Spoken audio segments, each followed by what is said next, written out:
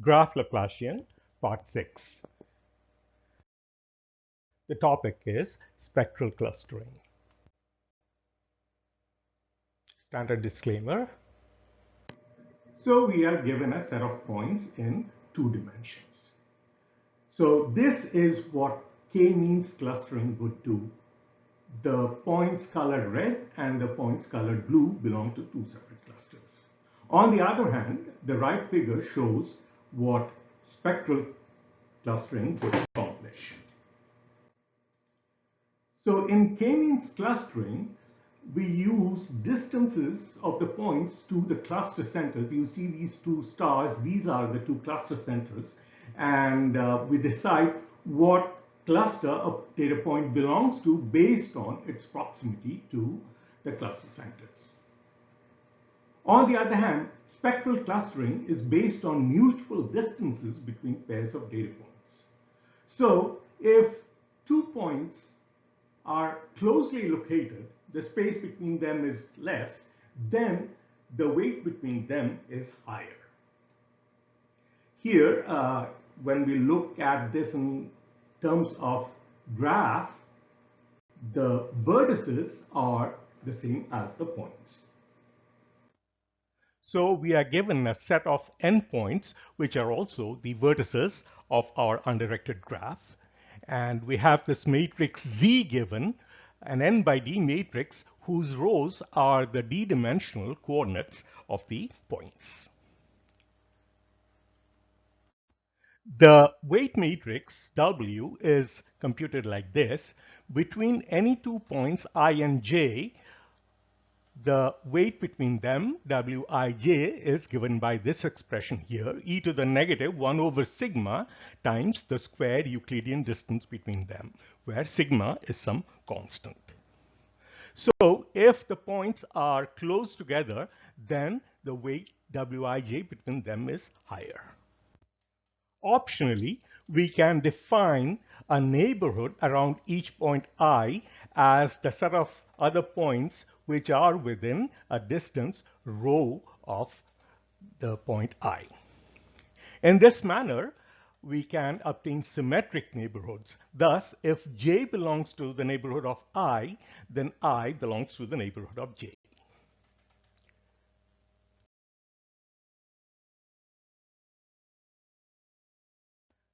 Then we apply the earlier expression, but only between neighboring points to obtain Wij. If the points are not in their mutual neighborhoods, then we set Wij to be equal to 0. This way, the matrix W of weights becomes a sparse matrix, which results in less computational overhead. So here are the steps. First, we define symmetric neighborhoods of the points, and then we obtain the weight matrix using the usual expression.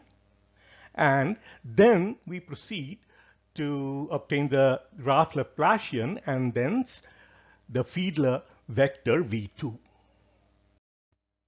The Fiedler vector can be sorted in ascending order, and it would reveal these gaps called eigengaps, which would clearly define different clusters. So these points colored red belong to one cluster, these points colored blue belong to another cluster. And this is the cutoff index between them. So this is what we are given, the graph including the weights, and our objective is to cluster the vertices. So these are the steps. Step 1, we obtain the Laplacian L. Step 2, we perform spectral decomposition, and then we obtain the Fiedler vector V2. Then we identify suitable eigengaps in the sorted eigenvector V2 and the corresponding thresholds. And we assign vertices to clusters based on their thresholds. So these are the steps. The above approach can be extended to multidimensional clustering. We are given the same information, and now our objective is to group the vertices into k different clusters. We proceed by obtaining the graph Laplacian, and then spectral decomposition on the graph Laplacian.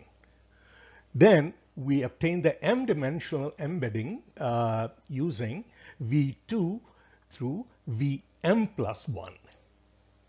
And then we apply the k-means algorithm on this matrix X to obtain k different clusters.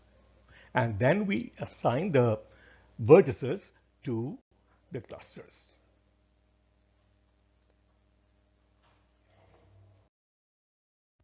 So here's a short MATLAB demo. These are points in 2 dimensions.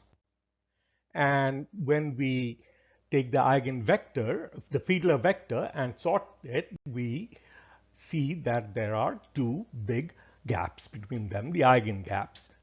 And these are the corresponding cutoffs. And so we assign points to 3 different clusters, which I have colored red, green, and blue. And so these are the clustered points.